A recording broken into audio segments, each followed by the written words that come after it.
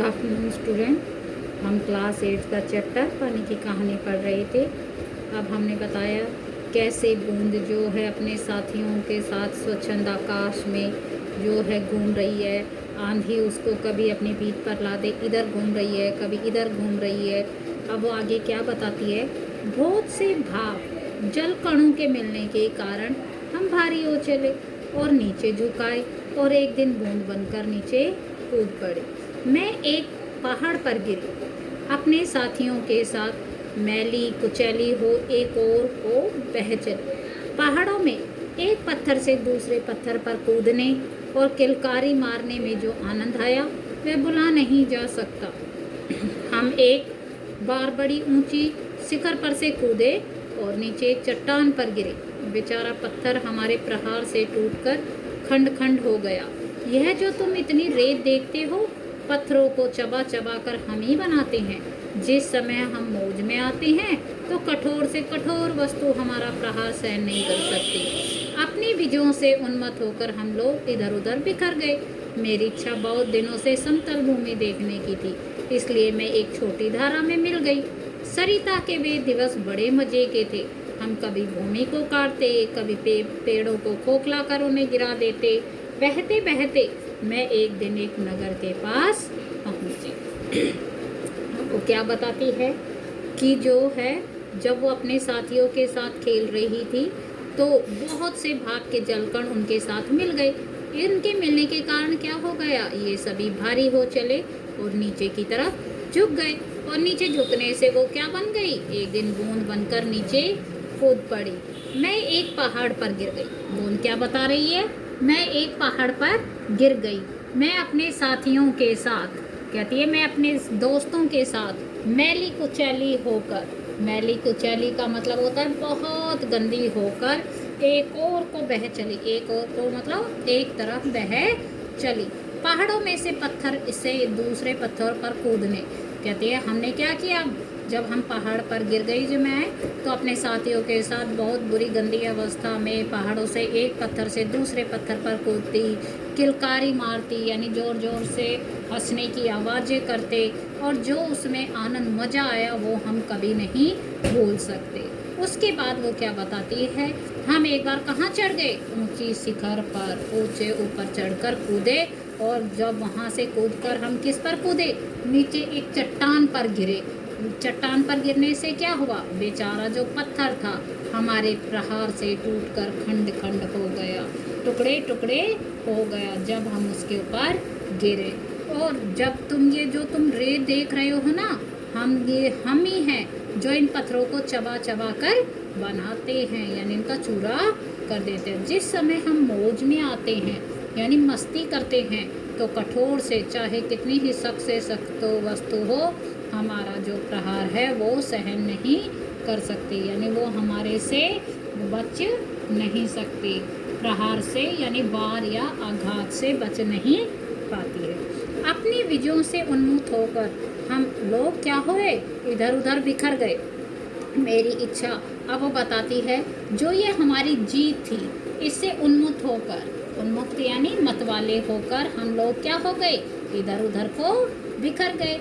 मेरी इच्छा क्या हुई, कुछ दिनों से समतल भूमि देखने की थी। समतल यानी बराबर की, जहाँ लेवल की भूमि होती है उसको, इसलिए मैं एक छोटी धारा में मिल गई। कहती है वहाँ से एक छोटी धारा निकल रही थी, मैं उसमें मिल गई। सरिता के वे दिवस बड़े मज़े के थे। दिवस यानी दिन बहुत ही मज़ेदार थे।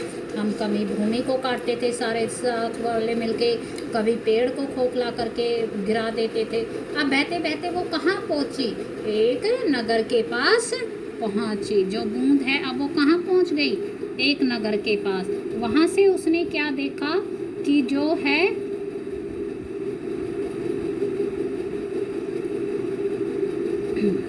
कहती है नगर के पास पहुंचकर मैंने क्या देखा कि नदी के तट पर एक ऊंची मीनार में से कुछ काली काली हवा निकल रही है। मैं उत्सुक हो उसे देखने को क्या बढ़ी कि अपने हाथों दुर्भाग्य को न्योता दिया। जो ही मैं उसके पास पहुंची, अपने और साथियों के साथ एक मोटे नल में खींच ली गई। कई दिनों तक मैं नल घूमती फिरी। मैं प्रति क्षण उसमें से निकल भागने की चेष्टा में लगी रहती। भाग्य मेरे साथ था। अब वो क्या बताती है कि हमारे वो दिन बड़े मज़े के थे जब हम धरती को काटते, पेड़ों को खोखला करके गिराते। फिर एक दिन क्या हो गया, हम एक नगर के पास पहुंच गए। वहां हमने नदी के किनारे पे एक बहुत बड़ी ऊंची मीनार देखी।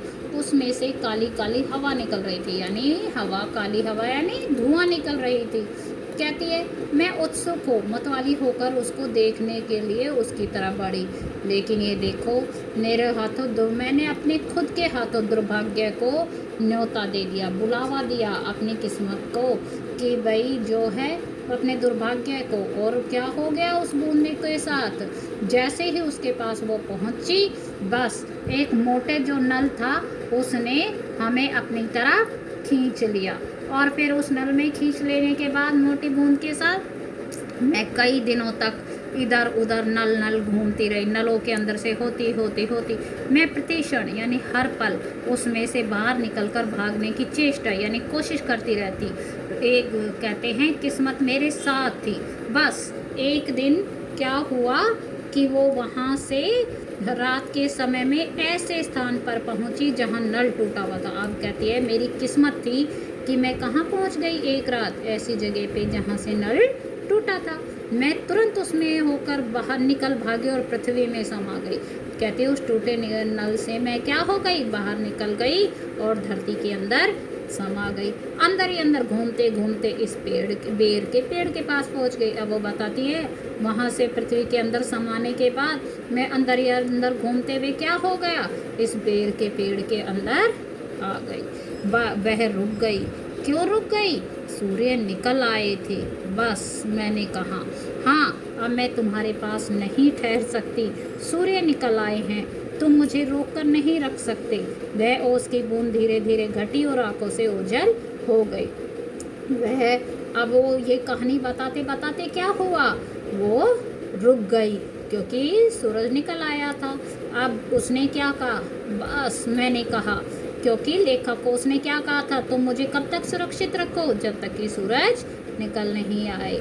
तो लेखक ने कहा बस हाँ अब मैं तुम्हारे पास नहीं ठहर सकती। कौन कह रही है, बूंद कह रही है, क्योंकि सूरज निकल आया है, अब तुम मुझे रोककर नहीं रख सकते हो। वह ओस की बूंद धीरे धीरे घट गई यानी कम हो गई और आंखों से ओझल हो गई, दिखाई ना देना, ओझल मतलब आंखों से दिखाई और दिखाई नहीं दी।